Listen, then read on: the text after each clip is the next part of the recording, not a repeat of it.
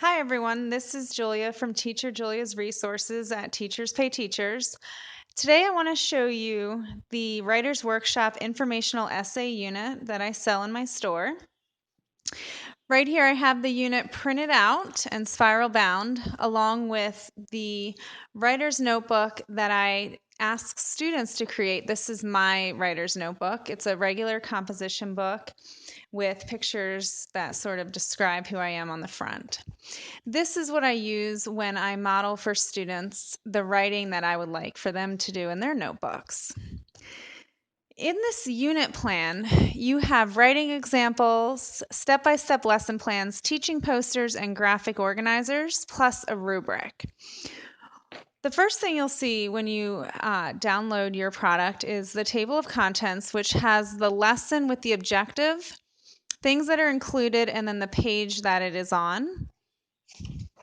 Once you go through, you have what a typical lesson looks like. It has the day that you'll be working on this lesson, space for you to write the date, the objective, the lesson breakdown, and the materials you needed, which are included. So for example, this one says teachers categorize list and web 1. So if you go to the next page, it has the list, and then it has the webs that you would need.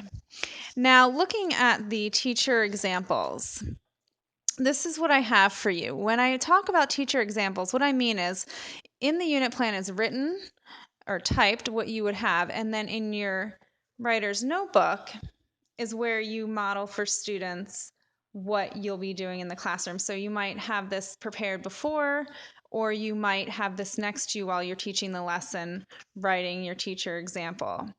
I also include think alouds for the teacher examples. So it's basically the lesson explains that you would think out loud while you're writing what it is you assign for students to do that day. Along with lessons and teacher examples, this also comes with anchor charts or teaching posters.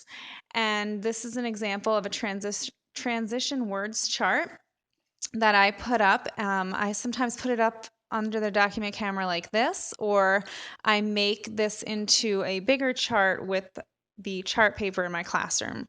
It's totally up to you how you want to do that. There's another example of an anchor chart for the editing process. I also included an editing piece that you would use as a model. So you would put this on the board, make a copy of it maybe, and then there's the answers down here of what you're editing for exactly. And then finally, at the end of this unit, we have a rubric. And the content, grammar, and organization that you would score is everything that you taught.